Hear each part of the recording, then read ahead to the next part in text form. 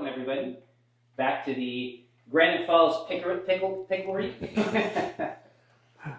We are joined again by Fred and Tom, who are going to show us around the Granite Falls Museum a little bit and show us some of their wisdom, take part in some of the stories, and go ahead and jump into it. Where should we begin? Well, thanks for coming to visit, and we have so much to show. We'll just get started. Yeah. You're not going to be able to see it all in one sitting. That's part of the joy of this place, Yeah. is that there's so much to explore. It's fun because every time you come, you will see something new. Mm-hmm. The entry cabinet here is a conglomeration of things just to trigger ideas in people's mind.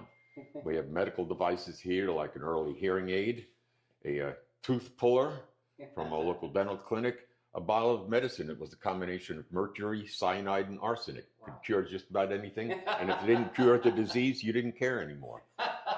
Many people have heard of Lake Rosiger. It's a lake here. Mr. Rosiger's wife hand-painted these dishes that are in the cabinet. Here you have an ignition coil. Oddly enough, it says Oldsmobile on the top, and in the back you'll see the 1904 Oldsmobile out of which it came. Wow. In the lower part of the cabinet, we have mining tools. Here's a pick head from the Everett and Monte Cristo Railway Company when they built the first railroad through here.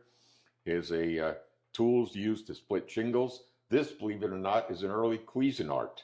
Wow. Hand cranked, the walking beam goes back and forth, it chops, it rotates the cutting board, and when you were done, you snapped off the tin shield and your vegetables were done.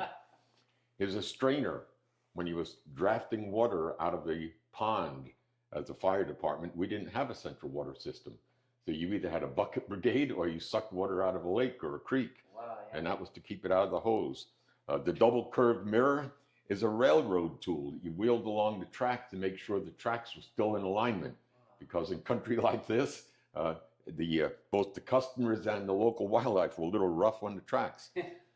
Here we have a set of gloves. We generally ask the kids to come in and take a look and say, do you see anything noticeable that's different about those gloves? And they suddenly realize, 2 thumbs.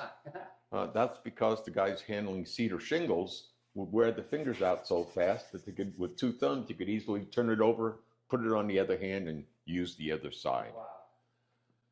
So we have pictures, we have documents. I think the artifacts in the museum make it really fun for people to see not only when it was and what happened, the old memorization test we had in history in school that nobody really enjoyed, what happened and when. This actually shows you how, and in many cases why, they had to do it the way they did it. I love that.